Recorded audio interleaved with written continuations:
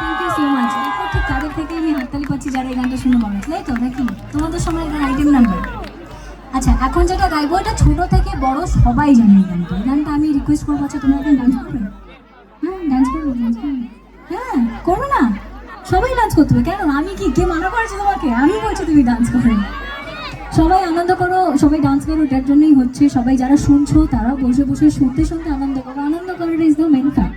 তো এখন যেটা গাইছি একটা গান গাইছি না, একটা বেশি গান একসাথে গাইছি, কিন্তু গানটা সবাই জানে একদম এইটুকু থেকে শুরু করে যারা একদম অনেক বড় আছেন তারাও জানেন। সকলে আমার সাথে গাইবেন।